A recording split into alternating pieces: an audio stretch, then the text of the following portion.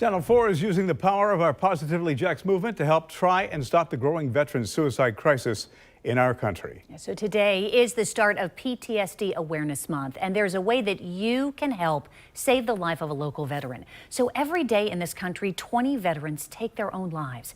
It is a very disturbing problem here in Florida, where the veteran suicide rate is almost twice that of other groups. That is why we are teaming up today for an all-day phone bank to connect people like you with the Fire Watch. Nick Howland is the executive director. Nick, good morning. Thanks for joining us.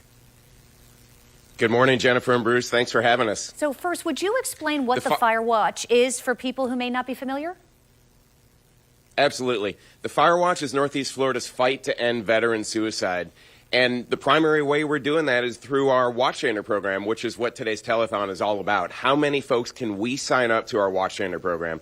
Why does that matter? It matters because we're mobilizing the community, 10,000 plus people or more, to learn the warning signs of veterans in crisis, learn how to get them the help they need, and then learn how to ask them if they need help and stick with them. And one of the great resources that we have here in Northeast Florida, and we have a lot of them, is Operation New Uniform. And I'm here today with Michelle McManaman, who's going to tell us a little bit about Operation New Uniform. Thank you so much, Nick. I appreciate it.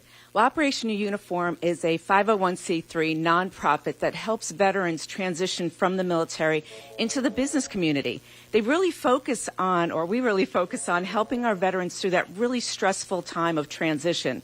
The part where, it's exciting that you're getting out of the military, but then it's, what do I want to be when I grow up? So at Operation Uniform, we're helping them decide and help them guide them through that stressful time that could potentially lead to high-risk behaviors and even suicide. So we're preventing all those things to help them get those fulfilling careers they deserve. So Operation New Uniform is just one of the many resources that we ask our Watchstanders to direct at-risk veterans to. And anyone can become a Watchstander. It's available to the entire community. It takes 3 minutes to sign up. It takes 30 minutes to train, and it provides a lifetime of saving lives.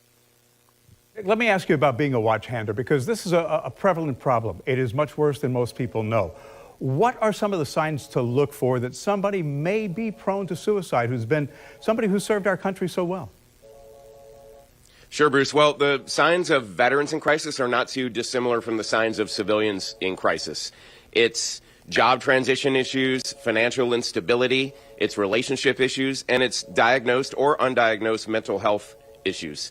All of those contribute to being at risk for veterans. And we have resources here in Northeast Florida that can help veterans through all those issues. And then do you have to have some kind of special training? Do you have to have been a former member of the military, or can anybody literally, work as a watch stander? Sure, great question, Jennifer. Anyone can be a watchstander. Veterans, civilians, military folks, family members, anyone who cares about veterans can become a watchstander. And no, you don't need special training, and we're not trying to make people mental health clinicians. All we're asking when you stand watch is that you attend 2 or 3 events per year, because you have learned to identify the warning signs of veterans in crisis when you attend our training, which is about 30 minutes. It's online. It's via a portal. And you've learned how to ask a veteran if he or she needs help and how to get the veteran the help they need. So really, we're just asking you to be vigilant to the concerns of veterans. And when we talk about getting them the help they need, we're talking about pointing you to the resources that are available. So, Nick, thank you so much.